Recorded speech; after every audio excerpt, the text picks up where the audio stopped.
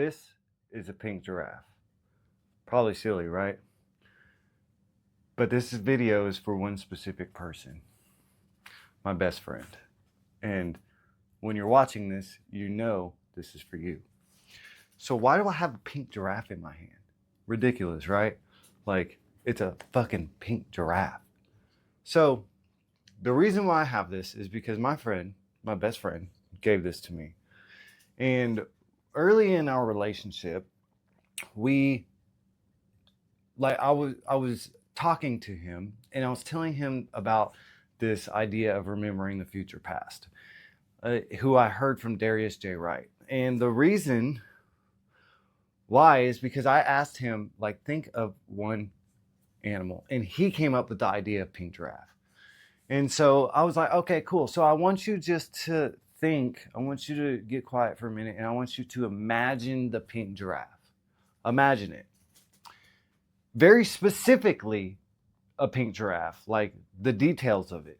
And so I told him, look, if you imagine it, it's going to show up in your life. And not because he manifested it, because what he was doing was he was bringing his focus to the pink giraffe. And so he was actively looking for it. And so this is how remembering your future past works. Is like when you get quiet and you imagine a future for yourself, then that future starts tugging you in that direction. It tugs you because you're bringing your focus to that. And so naturally what you'll start to do is you'll start doing things without any extra effort to achieve that future. Okay? So I just want to throw that out there. But this video is about his and my relationship, because you are influencing people's lives and don't even know that you're doing it. You are helping change people's lives and might not even know the impact that you're making. And I'm gonna show you how by relating it to my friend. His name is Caleb. So I don't think he would care if I just say his name. So I'm gonna illustrate a picture for you. I'm divorced, and my daughter lives 2.5 hours away with her mom. And her mom remarried. And when she remarried, I was very jealous. Not that she remarried somebody else, but because my daughter started seeing him as a dad and started calling him dad. I was jealous. I was very upset about it at first. Which that's not even I don't get to choose who she calls dad, right? It's how I show up in her life. She calls me dad too. So I was jealous about this for a long time. And one day I'm working out of town closer to my friend Caleb because he lives 3.5 hours away from me. And he invites me over for dinner. So I go to dinner and his wife cooks a fucking awesome meal. So good. And him and I and her sit at the dinner table. And he is a stepdad.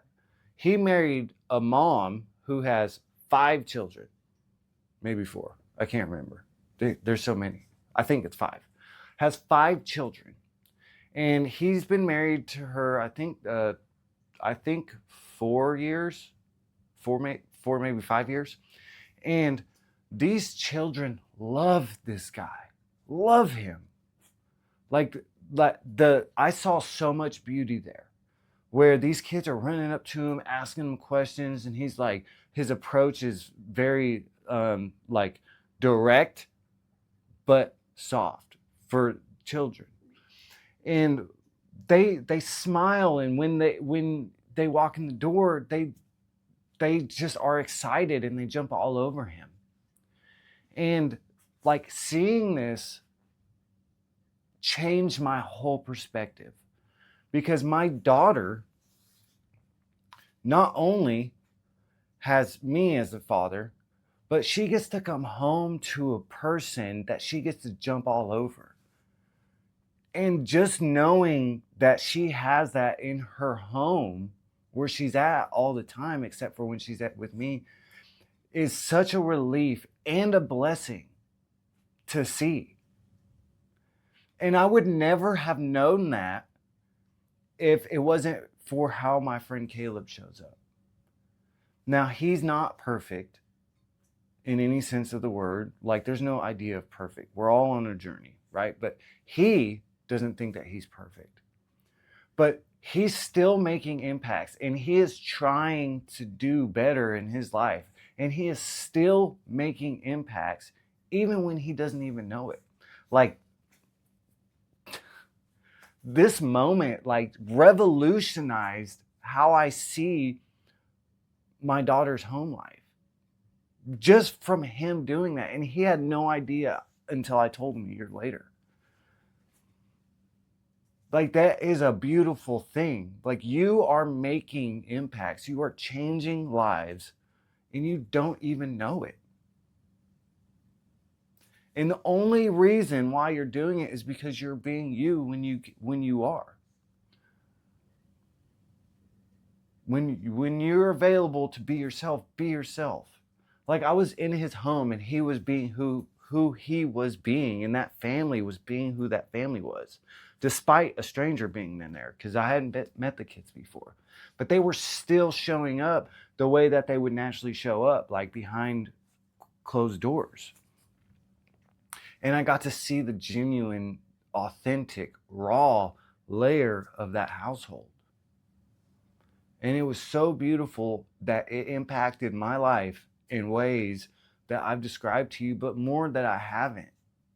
Because now I view this relationship type, this institution of step-parents, completely different than I'd ever imagined. And it was because of that. It was because of that. And so that's why I have this pink giraffe. Because I was actively frustrated about and jealous about the dynamics with my daughter and her stepdad, that, like, I was bringing focus. I wanted to see it different because it was painful. And so I was bringing my focus on it, and it materialized. And I didn't know how it was going to do that, but I was remembering the future as it was happening now, and I was bringing my focus. And by doing that, one, I was pulling that here and pulling me towards it, but two, I was literally in a state of receivership, that I could see it, when it appeared. If I wasn't working on that relationship with my mentor, if I wasn't doing that, and I went to his house, to Caleb's house, and I saw it, I probably would have been even more jealous. Like, how, like, this is what my daughter's going home to, and it's not me. I know I would have thought that, because that is the kind of thinking, that's the delusion that I suffer from.